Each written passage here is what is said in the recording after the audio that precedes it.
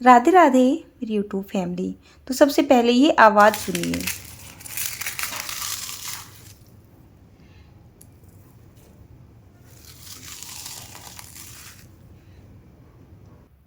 तो ये हैं चावल के पापड़। आज मैं आपके साथ शेयर करने जा रही हूँ चावल के पापड़ की एक आसान सी रेसिपी।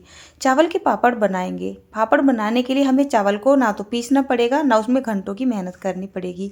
बहुत ही आसानी से कुकर में 1 से 2 सीटी लगाएंगे और फटाफट से इन चावल के पापड़ को बना के तैयार कर लेंगे। तो सबसे पहले यहाँ पर देखिए, जो हम पापड़ बनाएंगे वे बनाएंगे इन वाले चावल से। मतलब इनको कोटे के चावल बोला जाता है, जैसे सरकारी राशन नहीं आता है, ठीक है ना। तो ये वो वाले चावल होते हैं। जैसे हमारे घर में बासमती के चावल आते हैं, उनसे पापड़ इतने मज़ेदार है, इतने फूले फूले या इतने क्रिस्पी से नहीं बन पाते हैं जितने अच्छे इन वाले चावल से बनते हैं। तो वैसे तो मेरे घर में ये सरकारी कोटा या सरकारी राशन आता नहीं है, तो मैंने अपने जेठ के घर से 1 किलो ये चावल मंगा लिए थे, उनके घर पे आते हैं। चावल बिल्कुल साफ़ सुथरे थे, तो मुझे इनको साफ़ करने की भी ज़रूरत नहीं पड़ी थी। तो यहाँ पर मैंने करीब 1 छोटी कटोरी के जितने चावल ले लिए हैं। और अगर मैं आपको ये वेट से बताऊँ तो करीब 200 ग्राम के जितने चावल होंगे। इनमें पानी डाल दिया है, तो इनमें ना बहुत ज़्यादा पाउडर सा भी भरा रहता है। पानी डाल के चलते पानी में इनको 3 से 4 बार अच्छे से रगड़ रगड़ के धो लेना है। अब जैसे कि मैंने यहाँ पर ये चावल धो लिए हैं, अगर आपके पास टाइम हो तो आप ये वाला मेथड करिएगा जो मैं कर रही हूँ। तो मैंने इनको शाम में ही पानी में भिगो के रख दिया था, तो ये रात भर पानी में भीगे रहे थे। तो जब भीगे रहते हैं ना चावल, तो वो जल्दी से गल जाते हैं। और अगर नहीं आपको टाइम है तो डायरेक्टली आप चावल को धो के कुकर में डाल दीजिए।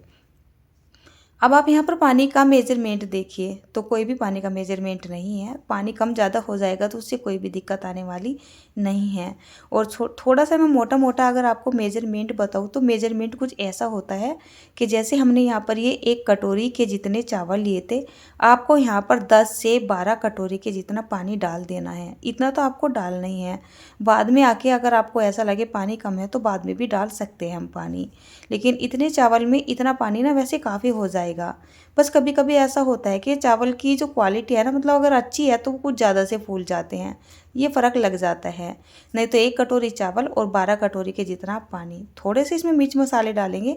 इसमें जैसे हम डालेंगे थोड़ा सा नॉर्मल अपना सादा नमक, हल्का सा हम यहाँ पर डाल देते हैं धनिया पाउडर, टेस्ट के हिसाब से या थोड़ा सा चटपटा देने के लिए डाल देते हैं लाल मिर्च का पाउडर। साथ में यहाँ पर हम थोड़ी सी कसूरी मेथी भी डाल देंगे। इससे बहुत ही अच्छा टेस्ट आता है, अगर आपके पास हो तो आप ज़रूर से डालिएगा। अब कुकर ना भर गया है पानी से और चावल से, मतलब जब इसमें उबाला सा आएगा तो ऊपर को निकलेगा। उसके लिए 1 से 2 चम्मच के जितना मैंने तेल डाल दिया है सरसों का पानी के अंदर, यानी कुकर के अंदर। और थोड़ी सी ड्रॉप मैंने ढक्कन पे इस तरीके से लगा दी है। अब आप इसमें जब आप सीटी लगाओगे ना, तो एक बबल से आते हैं, उबाला आता है और हमारा कुकर बाहर से बिल्कुल ख़राब हो जाता है, तो वो उबाला इसमें नहीं आएगा, आराम से सीटी लग जाएगी। गैस पे जैसे मैंने इसको रख दिया है, इसमें मैंने 2 सीटी लगाई थी मीडियम फ्लेम करके, और फिर इसका पूरा प्रेशर लगभग में ख़त्म होने दिया था, ठीक है ना। तो यहाँ पर देखिए जो चावल है ना हमारे बहुत ही अच्छे से गल के तैयार हो चुके हैं। वैसे इन चावलों को आप अपने सिंपली भगोने में भी गला सकते हो, बस उसमें टाइम थोड़ा ज़्यादा लगेगा, कुकर में कम लगता है। अब जैसे मैंने चावल तो अच्छे से गला लिए हैं, अब यहाँ पर देखिए इनको हम चला के देखते हैं।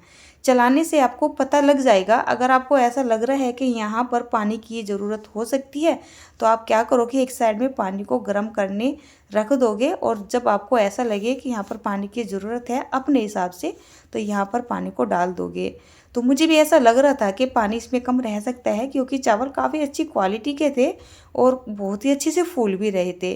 तो मैंने एक साइड में पानी को गर्म करने के लिए रख दिया था और इसको बहुत ही अच्छे से चला दिया है। अब जैसा भी आपको लगे, मतलब जैसे आप इसको चेक करोगे तो आपको पता लग ही जाएगा कि बहुत ज़्यादा थिक हो रहा है। नॉर्मली जैसे हम पापड़ को फैलाएंगे तो इतना गाढ़ा, अगर ये हमारा चावल का एक तरीके से घोल होगा तो पापड़ अच्छे से फैलेगा नहीं। तो उस हिसाब से आपको कंसिस्टेंसी को इसमें एडजस्ट कर लेना है। मैंने यहाँ पर थोड़ा सा पानी डाल लिया था क्योंकि मुझे काफ़ी कम सा लग रहा था। उसके बाद थोड़ा-सा यहाँ पर क्या करते हैं, हल्का सा हींग भी हम ज़रूर से डाल देते हैं। थोड़ा-सा डालेंगे यहाँ पर काला नमक और साथ में जो खाने वाला मीठा सोडा होता है ना, तो 2 चुटकी के जितना वो डाल देंगे। तो ये डालने से जैसे हींग डाला है, काला नमक डाला है, तो हमारे पापड़ में टेस्ट बन जाएगा। और जो हमने यहाँ पर ये खाने वाला मीठा सोडा डाला है, इससे जो हमारे पापड़ है ना बहुत ही अच्छे से फूलेंगे जिस टाइम हम इनको फ्राई करेंगे उस टाइम पे। खाने वाला जो मीठा सोडा डाला है ना, वो हमें पहले नहीं डालना है, लास्ट में आके डालना है, जब आपका ये पूरा का पूरा जो घोल सा आप बना रहे हो, मतलब बैटर सही है बिल्कुल तैयार हो जाए। तो गरम गरम ही कुकर को लेके आ गई हूँ मैं छत पे। आज सुबह से ही बहुत अच्छी धूप निकल रही है, साथ में हवा भी चल रही है। अब मेरे पास इस मतलब पापड़ फैलाने के लिए कोई भी पिन्नी वगैरह नहीं है। पिन्नी पे या फिर प्लास्टिक के कट्टे वगैरह पर ये आसानी से उतर जाते हैं। तो आप ये जो शीट देख रहे हैं ना, ये है फाइबर और इसको हम जाल पे ढकते हैं। तो मैंने सोचा चलिए इसी पे मैं फैला देती हूँ। तो इस पे फैलाने से मुझे एक माइनस पॉइंट भी लगा था, वो आपको आगे चल के बताऊँगी। तो मैंने पहले क्या किया था, इस शीट को बहुत ही अच्छे से ब्रश से रगड़ लिया था और उसको साफ़ पानी डाल के अच्छे से धो लिया था और उसके बाद मैंने इसको धूप में सुखा दिया था। जो हमने चावल का घोल सा बनाया है ना, ये बिल्कुल भी ठंडा नहीं होना चाहिए। गरम गरम में आपको पापड़ डाल देने हैं। ठंडा अगर घोल हो जाता है तो पापड़ फैलने में काफ़ी ना दिक्कत आ सकती है, क्योंकि ठंडा होने के बाद ये बहुत ज़्यादा थिक हो जाता है।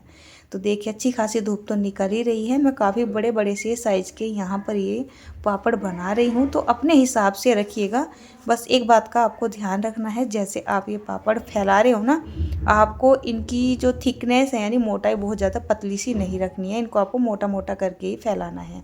इनको सूखने में लग जाते हैं कम से कम 2 दिन, 3 दिन भी लग सकते हैं। अच्छी खासी आजकल धूप निकल रही है, अच्छी खासी हवा भी चल रही है, तब भी इनको सूखने में 3 दिन का टाइम लग गया था। तो अगर आपने इनको बहुत पतला पतला सा फैला दिया ना, तो ये इस पे से उतरेंगे भी नहीं। तो थोड़ा सा मोटा मोटा करके फैलाइएगा। तो जैसे मैं यहाँ पर पापड़ फैला रही थी, पापड़ को फैलाते फैलाते ये जो घोल है ना बहुत ज़्यादा थिक हो चुका था, पापड़ फैलाने में आ नहीं रहा था। तो मैंने क्या किया था, मेरे पास है ये जलेबी बनाने वाला कपड़ा। तो फिर मैंने क्या किया, इसके इस तरीके से थोड़ी एक कचरी सी टाइप तोड़ दी। अब ये तो पापड़ ट्रेंड में चल रहे हैं, लेकिन ये जो मैं कचरी सी बना रही हूँ ना, ये तो पुराने ज़माने से हमारी दादी, नानी, मम्मी, ताई, चाची सभी बनाते थे। पहले तो नॉर्मली चावलों से यही बनाते थे। पता होगा अक्सर बहुत सारे लोगों को, घर में जब भी थोड़े बहुत चावल बच गए, खिचड़ी बच गई, तो उठाया और ये वाली कचरियाँ बना ली। तो गांव में अक्सर बहुत ज़्यादा बनाई जाती थी। इसको मैंने 2 दिन की धूप लगाई है और आज यहाँ पर तीसरा दिन है। अच्छा, मैंने आपको बोला था ना कि मुझे इस फाइबर पर फैलाने से एक माइनस पॉइंट लगा है।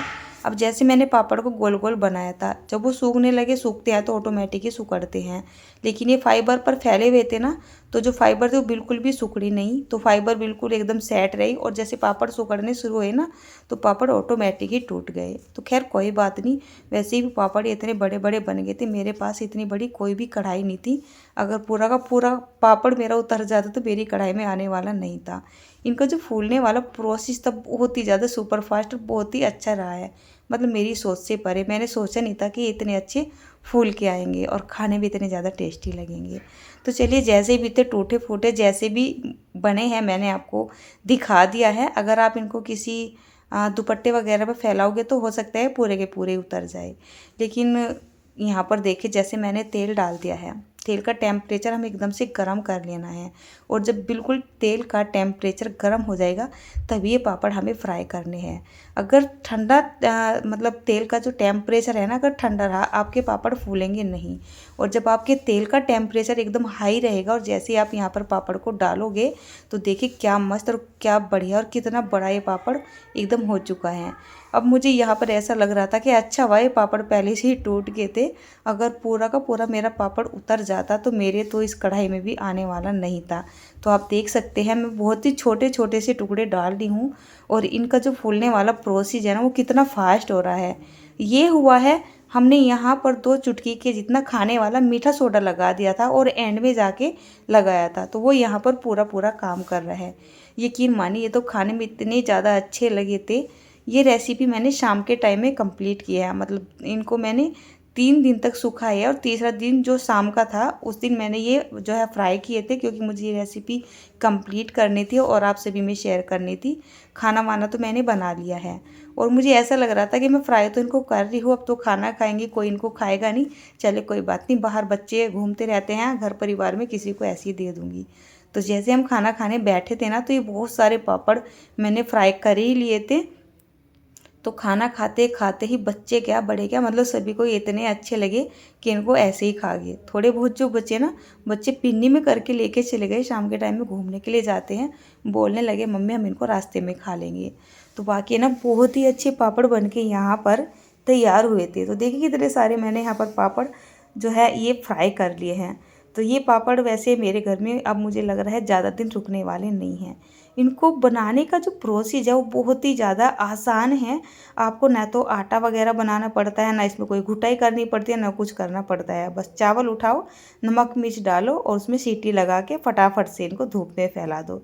चाहे आप इनको कचरी की टाइप भी बना सकते हैं, इस तरीके से पापड़ के टाइप भी बना सकते हो, बहुत अच्छे लगते हैं। अच्छे से सुखा लीजिएगा और साल भर के लिए आराम से घर में स्टोर करके रख लीजिएगा। पहले ताई चाची ऐसा ही कर दी थी। और यहाँ पर देखिए पापड़ तोड़ के आपको दिखा रही हूँ और इसकी आप आवाज़ भी सुनते रहिए। देखिए कितना क्रिस्पी बना है, कितना बढ़िया बना है, मतलब बहुत ही बढ़िया बना है, मैं तो ये बोलूँगी। लास्ट टाइम मैंने सूजी के पापड़ बनाए थे ना, उससे भी अच्छा रिजल्ट इन वाले पापड़ का आया है। तो कैसी लगी आज की रेसिपी आपको?